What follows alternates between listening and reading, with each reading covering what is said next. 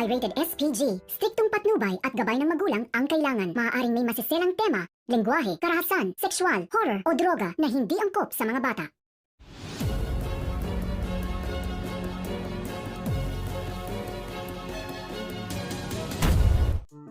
Mas lalong tumindi pa ang galit ni Angel nang malaman niya na unti-unti na ngang malalantad ang kanyang tunay na pagkatao.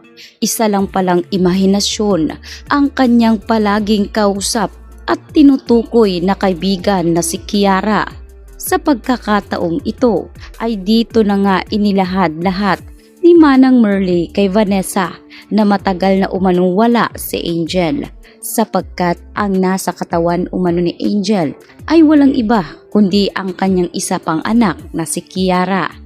Kaya nakapagdesisyon na itong si Manang Merly na tulungan si Vanessa na makatakas mula dito sa naghahabol sa kanya.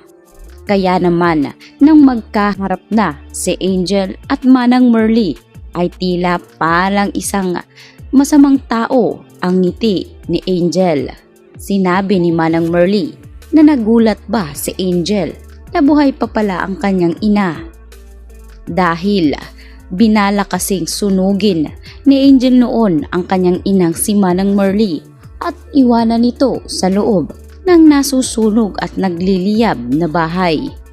At dito na nga siya nagsimula sa kanyang mga balak na hanapin na ang kanyang ate Vanessa at doon mamuhay na parang prinsesa at walang ni anong hirap ang kanyang tinatamasa.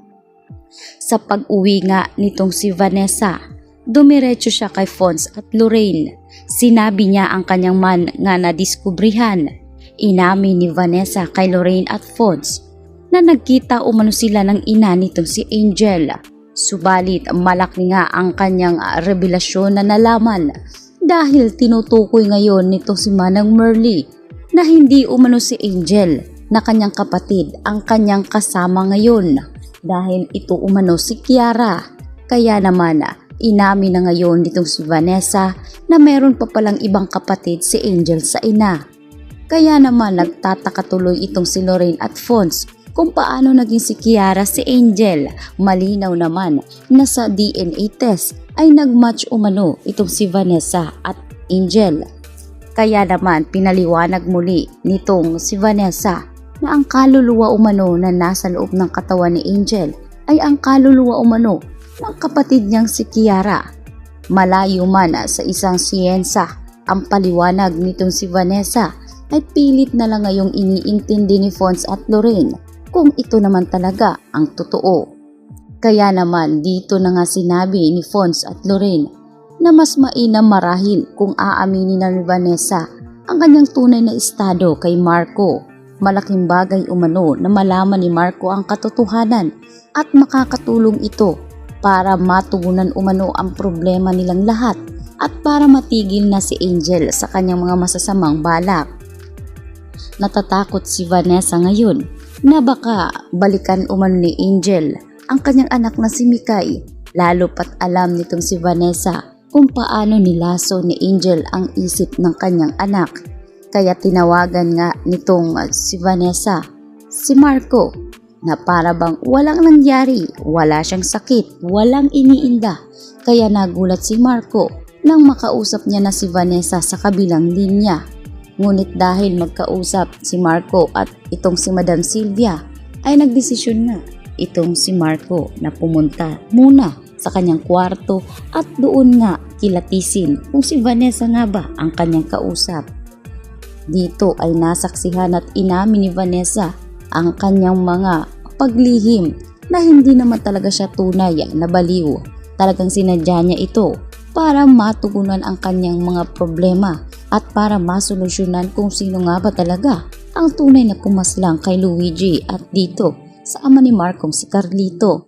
Malakas kasi ang kutob nitong si Vanessa na may kinalaman itong si Angel at ngayon ay marami pa umano siyang nalaman tungkol kay Angel kaya dapat umano ay magkita silang dalawa. Sinabi ni Vanessa ang address kung saan pwede siyang puntahan ni Marco. Agad naman itong ginawa ng kanyang asawa. Nang magkita sila nitong si Marco ay napayakap na lamang itong si Angel. Sabay sabi na marami umanong dapat malaman si Marco tungkol kay Vanessa.